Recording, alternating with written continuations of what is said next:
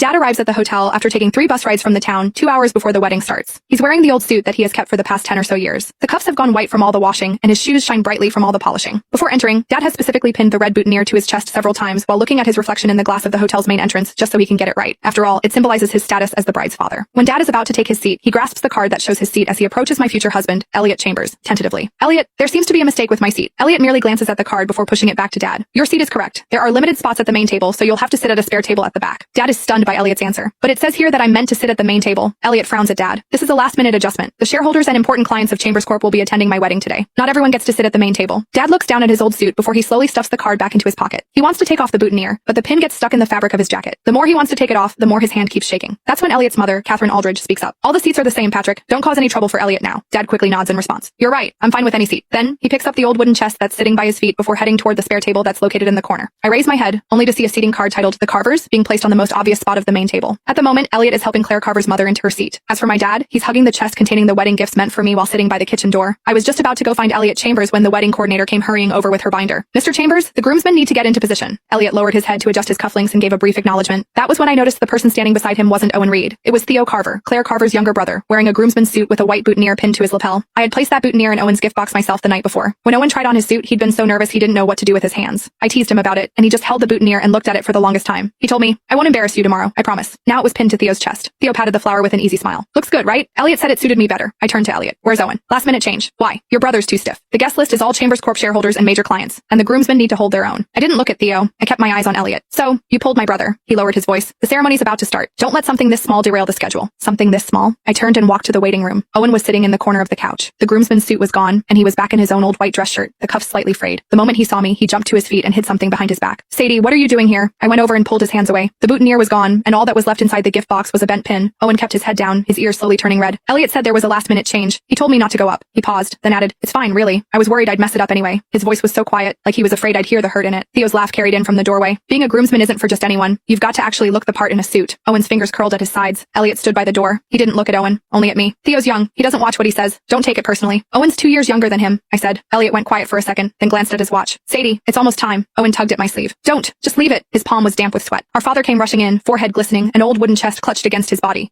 He'd pulled the red flower off it and tucked it into his pocket so only a sliver of crimson peeked out. Sadie, did Owen cause trouble again? Owen shook his head quickly. No, Dad. Dad turned to Elliot with an apologetic smile. Elliot, Owen doesn't know any better. It's perfectly fine if he doesn't go up. He can just sit in the audience. Then he looked at me. Sadie, today's your big day. Don't let us hold things up. He didn't say it was because of him or because of Owen. It was because of all of us. Because we weren't polished enough. A hotel staff member walked in and pointed at the chest in his arms. The groom's mother says that the chest doesn't belong in the main hall. She'd like it moved to the back. Dad tightened his grip. It can't be moved. The staff member looked at Elliot, and Elliot frowned. Take it. It's in the way.